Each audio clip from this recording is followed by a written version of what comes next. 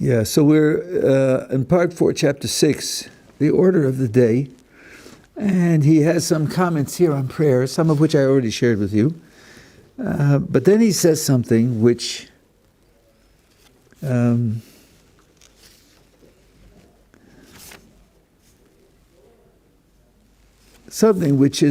astonishing, and it's very characteristic of the Ramchal. In Kabbalistic sources, they talk about the four worlds.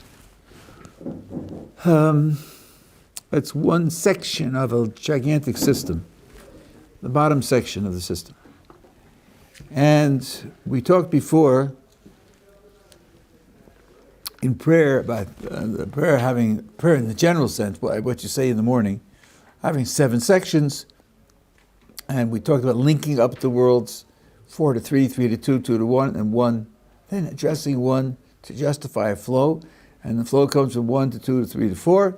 And this idea of the four worlds is ubiquitous throughout Kabbalistic thought. I don't think there's any dissent on it whatsoever. The Ramchal says, we talk about 4 worlds, but really there are only 3. Now, to say that after thousands of years of literature on the subject, it's like astonishing. And why are there only 3? Because the Ramchal says, what is a world? Who asks what is a world? What kind of person does that? Only a philosopher. No one else will ask what a world is. And he says a world is a group of entities which differ from one another. They come in different types and different qualities, but all under one general scheme, under one general common quality. So, for example, the lowest world contains what we call the physical world. Well, the physical world has in it heavenly elements and earthly elements. And from their point of view, from the point of view of their picture of the world, they are very different from one another. The characteristics are different. Their features are different. The laws that govern them are very different. But they're all physical. They're all physical. We're on part 4, chapter 6, paragraph 13. 4, 6, 13. So that's a world. A world is a group of things which vary from one another and interact with one another, but they have one common framework in which they all exist. So in the lowest world, you have the world of the physical, that includes the world of the physical beings. One world up is sometimes called by the world of angels, and has various spiritual elements, and there are various different types of angels having different functions, different status, different reality, but they all have this one common element, that they have the character of angels. Above that is what we call the hashbos, the energies that God created to run the whole of the creation. And they have many, and they come in different types and categories, but they're all these different types of energies. Now, these are all created things. They're all created things, different from the Creator. The top world, there are no created things. There aren't any. Nothing created can exist on the level of the top world. The divinity that exists on the level of the top world doesn't tolerate the existence of anything other. So he says, how can you call it a world? And then he says, but if you look into the literature, you'll see that on this top world, where there's only divinity, the divinity in the top world is also divided into different elements, what the aficionados call spheros and partsufim and zivugim and all sorts of different things. And he says, it's true, the literature does talk about that, but it's artificial. It's really one. It's really one. It has different effects on us. There are different impacts that this one thing has on us, and therefore we think about it, we classify these different interactions. But it is really one, and therefore it's not really a world. Like, it's an astonishing thing to say. It's a little bit similar to what Rambam says. How come one thing can do to have many different effects on different things while still being one thing. Think of heat. Heat softens hard things, it hardens soft things, it improves some things and destroys other things. It's all the same thing, it's all heat. But because of the things it operates on, it has different effects. So the reality is one, and therefore it's only one, and therefore it can't be called a world. So it's called a world by association, but not literally speaking. Yeah. Is that, I'm sorry? in the top world, is that like the similar to like the Midas of Hashem that are all one? Is that similar to what? I can't hear you. Midas of Hashem. Of the different Midas, attributes of Hashem, and really they're all one.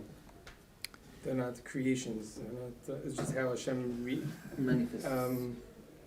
how he. Well, but there are two different things going on here. In other words,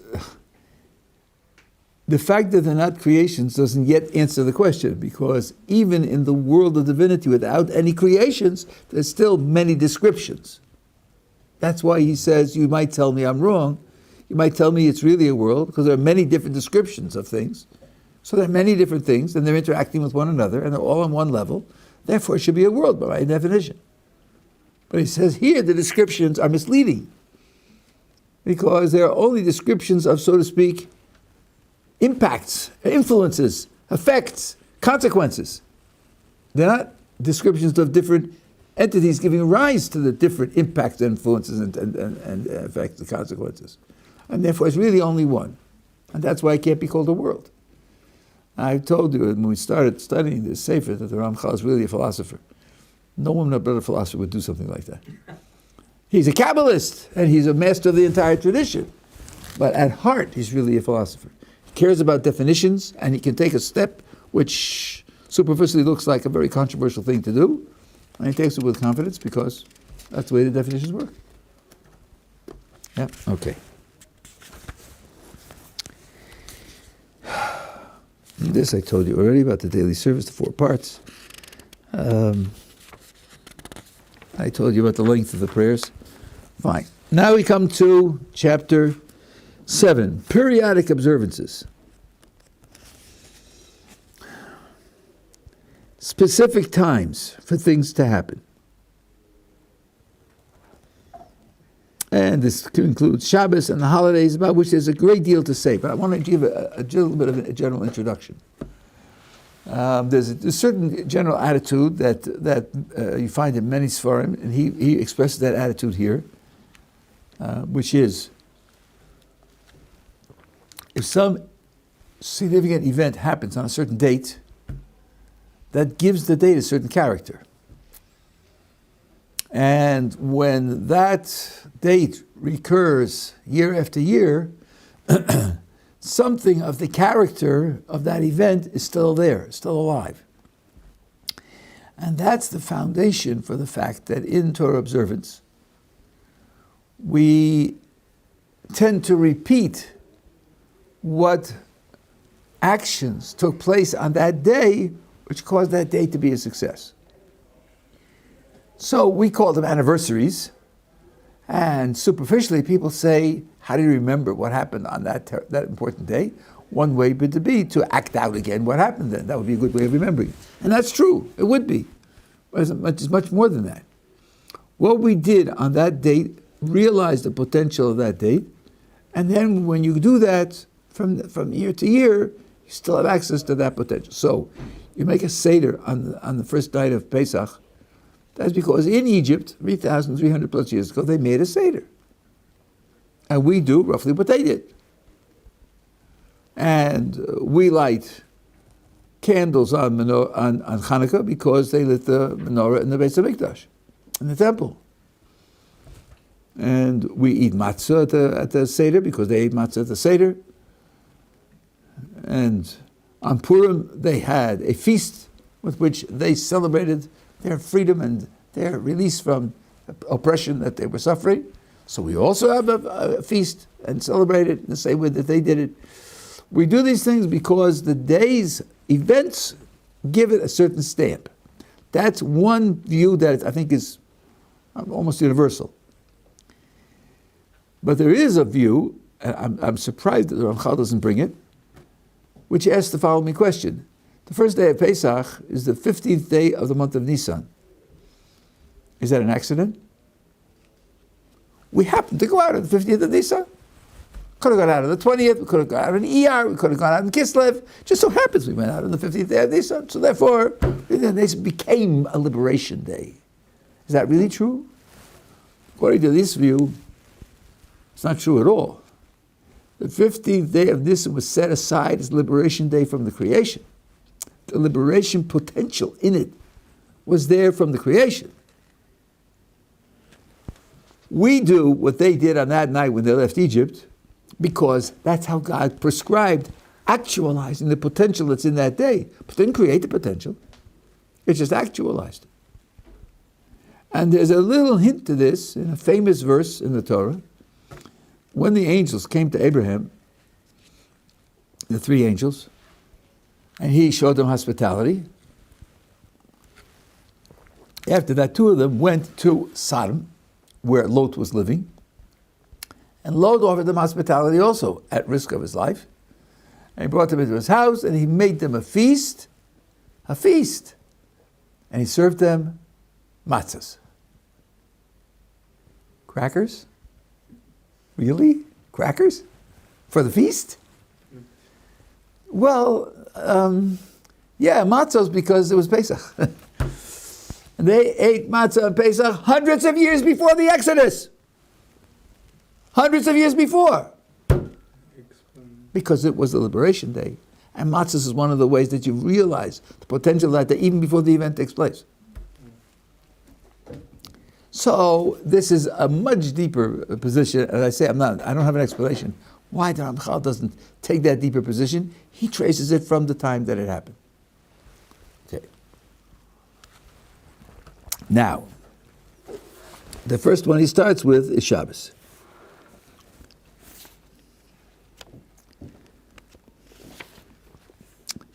I'll take you one more piece of background before I translate for you what he says here. We call Shabbos Zecher L'Yetzias Mitzrayim. It's a memorial to the exodus from Egypt. Now here's a question you can ask your black-hatted friends. Why is Shabbos a memorial to the exodus? Did we leave Egypt on Shabbos? No. There are two opinions of the Gemara. One is Thursday and one is Friday. Whether it's 50 days or 51 days, the Torah was given on Shabbos, so 50 or 51 days doesn't get you from Shabbos. So it doesn't work out that way. The Rambam has a very straightforward, I would say, intuitive explanation. Shabbos requires stopping physically creative activity. If you're a slave, you can't do that. You can't stop. You work. When the master tells you to work, you work. So a Jew who has a historical consciousness, when he has one day a week where he can say, I'm not cooking, and I'm not building, and I'm not planting, and I'm not sowing, and I'm not doing that. He should stop and think, how is it that I can do that? How is it that it's under my control to decide to stop doing that? Because God took us out of Egypt and ended our period of slavery. It's the fact that I can stop doing these activities that is the memorial to the exodus from Egypt. So this is for the Rambam, this is the message. The message is in stopping doing these physically creative activities. Now the Ramchal wants to talk about the philosophy behind that. I should just mention, some of you are familiar with the verse in English which says, 6 days shall you work, and the seventh day shall not do any work. These words in English gave rise to a scenario which took place in the first half of the 20th century in the United States thousands of times, maybe tens of thousands of times. The Jew comes to the rabbi and says, Rabbi, I know what it says in the Bible. The Bible says that we shouldn't work on Shabbos, on Saturdays. I don't go to work. I believe in it. I don't do any work. But Rabbi, striking a match isn't work. It's not hard. You don't get tired. You don't sweat. You can't call that work. How can you tell me that the Torah forbids striking a match? Now, this poor Jew who's hearing it in translation is right, because in the Hebrew, in the verse that I just quoted, it's not the same word. 6 days shall you work and do all your work. The second word and the first word are not the same word, even though the translator puts W-O-R-K for both of them. One is ta'avod and the other is malachtecha. Ta'avod means work. The word ta'avod is a word for slave who works. Malachtecha is something else. A malacha is a kind of sophisticated, creative activity, which is given a technical definition in the oral tradition. And it has nothing to do with sweat, nothing to do with labor, effort, tiredness, nothing at all. Roughly, the definition of a malacha is, I say roughly because the real definition is on a list. But okay, this is the character of the thing. A malacha is an activity which is intentional, you did it on purpose, not by accident. Skillful. If it requires skill, it must be done in a skillful way, not in a clumsy way. Physically creative means I should have some physical transformation that is beneficial in some way. Intentional, skillful, physical transformation. Now let's see. Striking a match. You never did that by accident. I was just playing with the matches and one happened to ignite. No. And then, of course, it's skillful, try teaching a chimpanzee to strike a match. A little one, the fragile ones. See how far you get.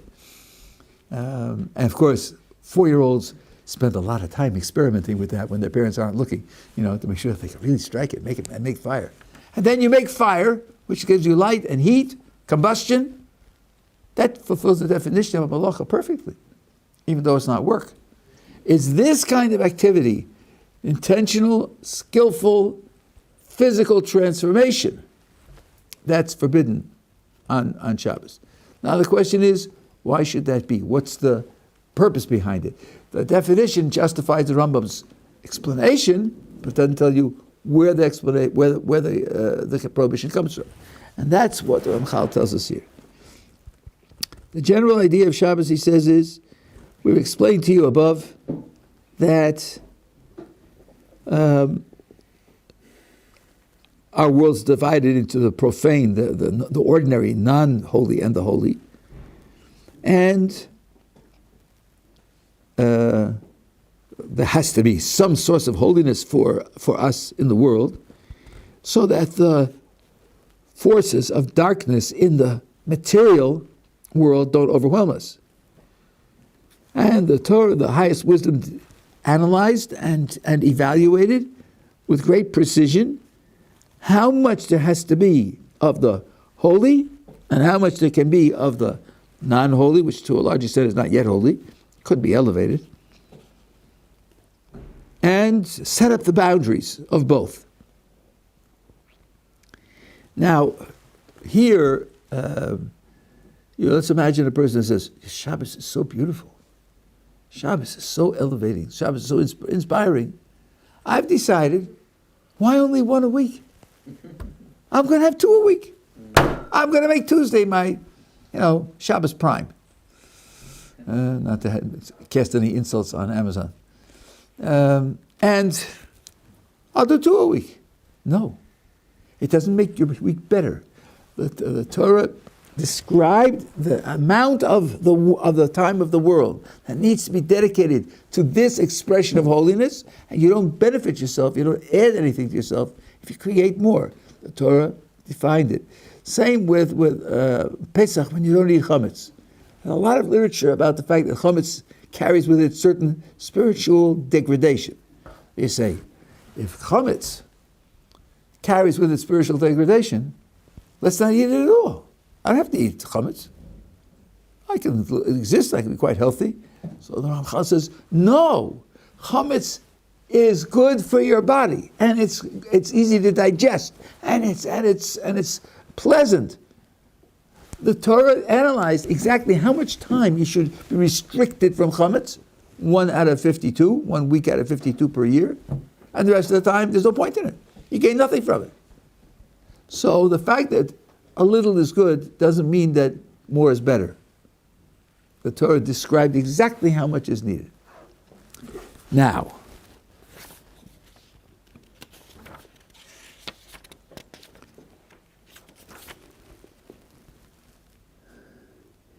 points out here that it's not only that 6 days have one character and the 7th day has another character, but the 7th day has an influence on the nature of the prior 6 days.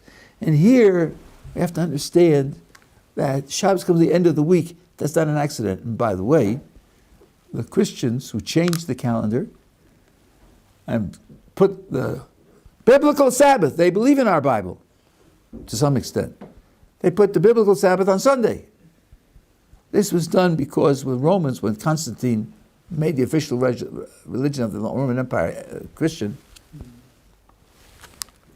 and they had 2 special days per week, the biblical Sabbath on Saturday, and Sunday, which is supposedly the day of the crucifixion. And the emperor said, choose one. We're not having 2 per week. Mm-hmm. Now we're going to a 5-day week. Forget that. So they chose Sunday and moved the biblical Sabbath to Sunday. But then, if you look on Christian calendars, their week begins with Sunday. There's an S at the beginning, S at the end. Sunday beginning and Saturday at the end, right? That's the opposite of the biblical idea. The biblical idea is that you end the week with the Sabbath. Now, what difference does it make whether you begin the week or you end the week? The answer is that if you end the week with the Sabbath, then you could understand all the 6 days prior as preparation for the Sabbath. And if they're all preparation for the Sabbath, then all day, all week long, you're looking forward. That's where I'm going to. And indeed, that's why in Jewish language, in the Hebrew language, there's no names for the days of the week. This first day of Shabbos, the second day of Shabbos, the third day of Shabbos, the fourth day of Shabbos, there are no names.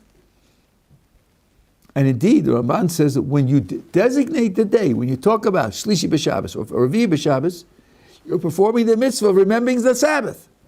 Because the name Shabbos is in the name of the day of the week. You're registering it by its relationship to the days of the week. So, the Gemara tells us that Shammai used to eat all week in honor of Shabbos. How did he do that?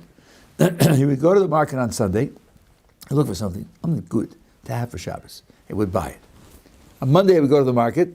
If he would find something better, he would buy the better thing and then eat the first thing. Because now he has something better for Shabbos. And he did that all week long. Each time he was taking something that he had designated for Shabbos and now he's eating it now because there's something better for Shabbos. When he's eating, what is he doing? He's thinking, I've got something better for Shabbos. So I'll eat this now and save that for Shabbos. All week long, when he's eating, he's thinking, what is he going to do? Now, those who are aficionados, and I'm saying this also for the people who are watching the video, and you know that the Gemara reports that Hillel didn't do that. Hillel didn't do that. He said he had trust in Hashem each day, and he ate whatever he had for that day. He didn't put aside for Shabbos. So people misunderstand this. They think maybe that it's a difference of opinion and Hillel is superior and so forth and so on. Not true. All the Gemara says is Ruach Acheres Haisabo. In Hillel there was a different spirit. Didn't say he disagreed. He had a different spirit. His expression of trust in God was what he used spiritually instead of what Shammai was doing. But what Shammai was doing is good. It's good and it's right to do. And the Bach actually codifies like Shammai that you should do. That would be good for us to do because we're not on Hillel's level. So, by the way, in the Zmirs of Shabbos, there's a girsa Kehil Uka Shammai, not Kehil Veloka Shammai. For those who know what I'm talking about. So I'm just pointing out that this is a way in which the whole week is spent in anticipation of Shabbos. And that way, the Shabbos at the end casts a whole aura on the days leading up to it. That's one of the reasons why it comes there. And by the way, what does the word Shabbos mean linguistically?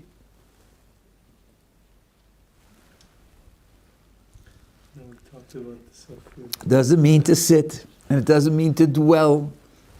It means to cease, to stop doing something. Now you can only stop something you're doing before. In modern Hebrew, the word for a strike is shvita, which does assume that beforehand they were working, which you could question, I guess. But so if the day's title is stopping, then it's linked linguistically to the prior time. It's a contrast with the prior time. By its very title, it's a contrast with the prior time. So when the Torah says 6 days shall you work and do all your malacha, 7th day you should do no malacha, that's really built into the name of the day. And I should put in, just and again as a footnote, there's no mitzvah to work on 6 days. This is permission. And in contrast to Shabbos, when malacha is forbidden, the prior 6 days, malacha is permissible. But there is no mitzvah. If you don't have to work to earn money, then don't do that. Spend your time doing mitzvahs directly. Yeah. Why does it say in the verse that during the week you should do work and malacha, but on Shabbat you should abstain from malacha? It doesn't say to abstain from work either. I'm sorry. Say it again. Why does it say yes? You said in the verse it says you should do work and malacha during the week and malacha during the week, and on Shabbat you should abstain from malacha. That's what you said. Jim. Yes. But it doesn't use the word work when it's talking about abstaining from doing a specific. Oh, well, because actually, biblically, the rabbis added other rules.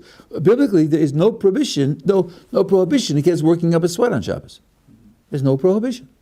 Person wants to lift weights.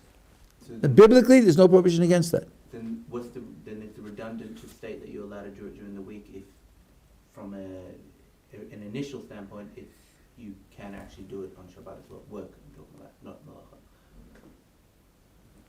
I'm not wise. Is he with redundancy here? I'm not getting that. It's saying that you should work during the week, but it doesn't again say that on Shabbat you shouldn't do work. It says you shouldn't do malacha. So why does it say that I can work during the week? Why do I need it to give me permission if it's anyways not prohibiting me by the text to do work on Shabbat? It's telling you that the weekday and Shabbos contrast in, let's put it this way, one half of your normal activities. There's a picture of the whole of your normal activities, and they're saying, this half I'm taking out. Which then should lead you to ask, well, why is this half different from the other half? Why is it singled out? And that's what I'm explaining. Because the half that's singled out is physically creative. When you lift weights, the weight is the same when you pick it up, the same when you put it down. Yeah. Nothing's created. So then what's being told, this way you focus on is only the creative aspect that's forbidden. The other is not. Then to understand the nature of Shabbos, you have to understand why specifically physical creative actions are forbidden. It tells you what dimension of the malacha we're focusing on. Now, Rabbi points out, as he stressed in the first part of the book, that we are put in a situation where we are sunk in the material world. This was not true for the original creation. I mentioned to you then that we have to always be very careful when you talk about the human condition to distinguish how the world was created for the first people in the Garden of Eden versus how it is for us after the expulsion from the Garden of Eden. Well, if you want to know what God's world was designed to be like, you have to talk about the situation in the Garden of Eden. That's what He created. Had they followed instructions, that creation never would have been abandoned. And because they didn't follow instructions, that the world deteriorated and became a different reality altogether. So, if you ask about the relationship that they had there to, let's say, the physical surroundings, the physical environment, it was very minimal. Because they had no need for shelter, they had no clothes. Food grew spontaneously in abundance, so they didn't have to do anything to produce food. They had certain mitzvos to do, which is a complicated story I'm not going into now, but that didn't require them to control, manipulate, and create out of the physical world. That wasn't their focus. One gigantic difference between their reality and our reality is that in our world, we are sunk in the material world. If we're going to eat, if we're going to protect ourselves against the environment, if we're going to be able to produce the necessities of life, we need to study the physical world and analyze it, understand it, manipulate it, organize it, manage it. So we are forced into a very deep, consuming consciousness of the physical world. But that's not what we were created for. The proof of it is because Adam didn't have that. He wasn't created for that. So we need, on the one hand, there's a reason why we're put into this physical context, but we need to be protected against being swallowed up by it. So there's one day a week where we're told, leave it behind. Leave it aside. Don't have anything to do with it. Step back from it so you can recover a condition similar to the condition that you had when you were living according to what you were originally designed to do. The Shabbos has a double affinity, which is very, very important in literature. One has affinity for the Garden of Eden, and the other has affinity for the world to come. You don't cook, you don't bake, you don't sow, you don't plant, you don't harvest on Shabbos. Everything you need for Shabbos has to be prepared for beforehand. Just like in the Garden of Eden, where they didn't have to do any of these activities in order to have what they needed, so on Shabbos you don't do any of these activities to provide what you need. And in the world to come, of course, there's none of that. The world to come realizes what we were created for, and there's no physical activity whatsoever. And like they say, in ancient times, when you went on a ship, let's say for a 3-week voyage, you take what you need, because once it sets sail, that's it. You have what you took, nothing else. The world to come is like that. In this world, you prepare, you take along with you what you prepared for yourself, and the next world is only what you prepared. Nothing else can help you. And Shabbos is like that. If you didn't prepare before Shabbos, you don't have it, that's all. There's no alternative to it. By the way, there's a wonderful story about one of the Reichmans, fabulously wealthy family, many of them live in Toronto, that when he died, he left instructions that he should be buried with his socks. So the family showed these instructions to the Chevra Kadisha, the ones who are in charge of burial, and they said, I'm sorry, this rule is against the laws of burial, and we can't fulfill it. I know that that's what he said he wanted, but we cannot do it. So they buried him without the socks. 30 days later, when they opened up his will, he said, you see what I taught you? When you go to the world to come, you can't even take your socks. You can't even take your socks. All you take is your mitzvahs and ma'aser tovim. The mitzvahs and the things that you did, and service of HaKadosh Baruch Hu, that's all you can take with you. So this, on Shabbos, you enact what it's sort of like, I didn't think of this before, but it's like bookends. You enact both the beginning and the end. In the beginning and the end, there was no subjugation to the physical reality. And in the middle, we have this interim period where we are subjugated to the physical reality. So on Shabbos, we're given the instruction, we have to turn away from that. Yeah.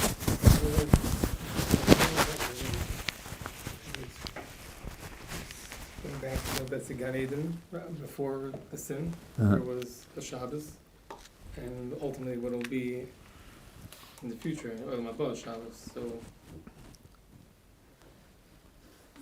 I don't know if I'm following you now. I'm talking about the beginning is Gan Eden, right, and the end is Olam Haba. right. And we said that Shabbos corresponds to both Gan Eden and Olam Haba. That's so right. It seems reasonable to say that Shabbos is both the beginning and end of the week, because it's like the bookends of both Gan Eden and Shabbos. The truth is that Shabbos, in a certain sense, does start off the coming week. It does in a certain sense, but that's not going to relate here. It doesn't cast its glow on the meaning of the days. The meaning of Tuesday is not the third day after the previous Shabbos.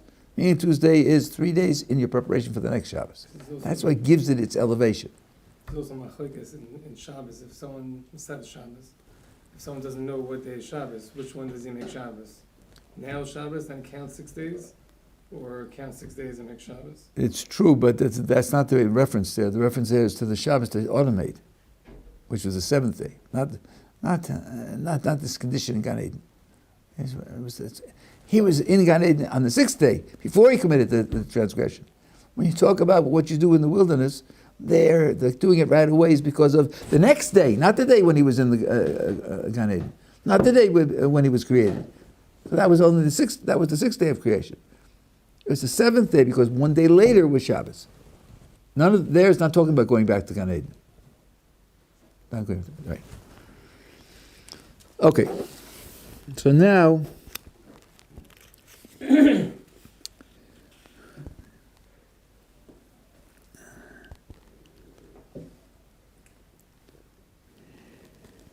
Now here he mentions another thing here, which is really quite interesting. People people appreciate this. You probably have heard of the 7 mitzvahs that the non-Jewish world has. That's a little bit of a misunderstanding. If you take our 613, the 7 that we talk about for non-Jews encompasses about 65 of ours. Idol worship involves lots of different commandments. The books that talk about the responsibilities of non-Jews have about 65 of our 613. But it's only 10%, so it's not. Now, as a matter of fact, imagine that a non-Jew wants to keep some of the mitzvahs that he's not required to keep. He wants to eat matzah in the spring. He wants to shofar on Rosh Hashanah. The truth is that any mitzvah that he chooses to do, he gets credit for. Okay, it's not as much credit because we have a difference between what you're commanded to do, what you're offered as an opportunity to do. Mitzvah that you're commanded, required, ordered to do, you get is more significant, you get more reward for it than one that you're just invited to do. But he gets reward. That's true for everyone except Shabbos. Shabbos, a non-Jew is forbidden to do until he comes to become a Jew. Why is that? What makes Shabbos different from all the others? And actually, you can make the question stronger. Because, if anything, Shabbos affects the whole of the world. Shabbos is the end of the process of the creation of the whole world. If Shabbos is something which celebrates creation, surely a Chinese person or a Nigerian person or an Alaskan person is participating as much in the creation of the world as everybody else. If anything should be universal, it should be the mitzvah of Shabbos. I think there's a deep answer here. When you talk about the appropriateness of celebration, there are 2 different questions that you should ask. One is the thing being celebrated relevant to the one doing the celebration? Is it a relevant aspect of his life? That's one question. The other question is, will his celebration of it express its essence? May be very relevant to him, but it won't express its essence. Here's a rough analogy. The United States is negotiating a treaty with some foreign country. That treaty is going to affect every American. It's going to be a treaty between the 2 countries, regulating the relationship between the 2 countries. Who should negotiate? You could say, any American. Every American has a stake in this. It's going to affect the lives of all Americans. It's true, everyone has a stake, but only the Secretary of State goes. Nobody else goes. Why not? Because he represents the nation. When he negotiates in the name of the nation. This is an international negotiation. Other Americans can't do that. So even though it's relevant to them, but they don't have the status to be able to conduct the negotiations. So here we have to ask, not only is the creation relevant to every creature, and you could say in a certain sense equally relevant to every creature. Every creature exists because God is creating that creature moment by moment. But whose celebration of the creation will be relevant to the creation itself? Now, the creation was for the sake of a certain purpose. It's put a certain potential into the world, and that potential is supposed to be realized. That's the project of mankind, to realize the potential that was put into creation. Only someone who has a relevance to the project of creation will his celebration of the creation be relevant. And that's why the Jewish people, who have all 630 commandments, which are the means by which we elevate and perfect the whole of the creation, that's why our celebration of Shabbos is relevant. The celebration of a non-Jew isn't relevant. Not because it doesn't apply to him, but because his celebrating it won't express its essence. That's the difference. So that reason he has to wait until he becomes a Jew before he can keep Shabbos.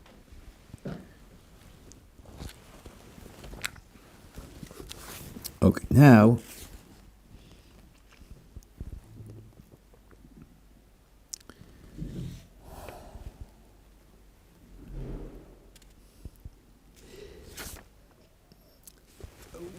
I should say, I talked about not performing physically creative actions.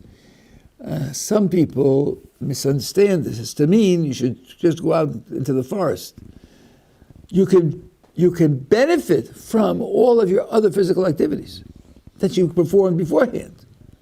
So you set up a Shabbos clock to turn off the lights, and you have a slow cooker that's cooking your children for tomorrow morning, and you have all sorts of things operating, air conditioning and so forth and so on.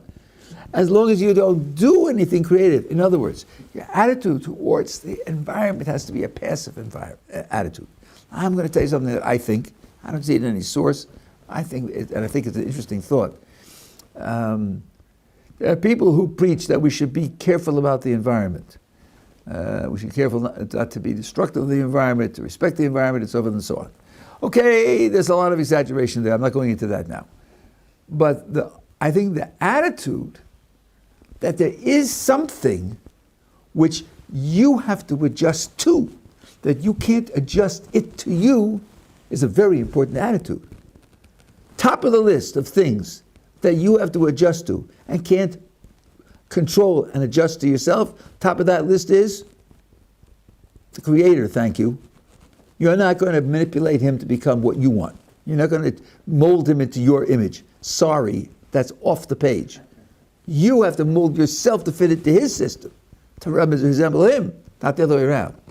The Creator is a fixed part of the so-called environment, which is beyond your control altogether.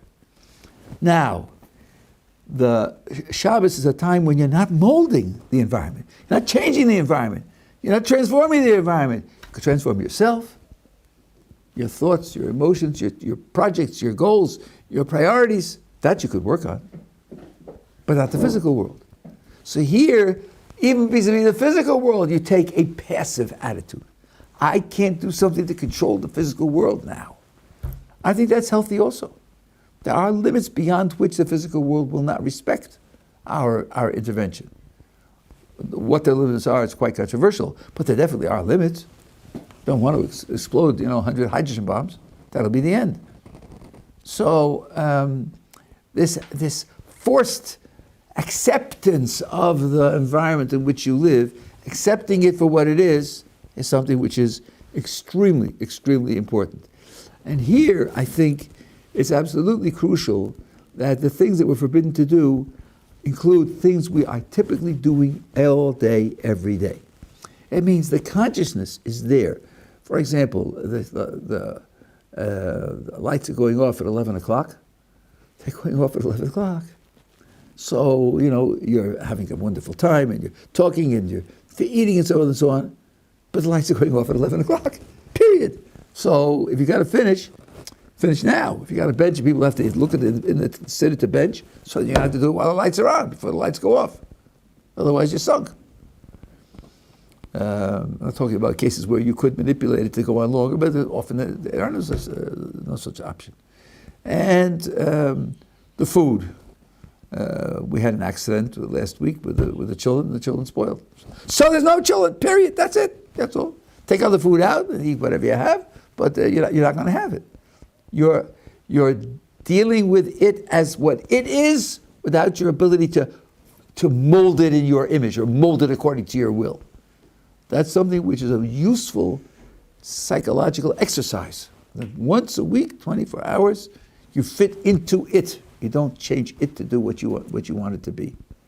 I think that's in general is a useful psychological and spiritual exercise. Okay, we'll pick up.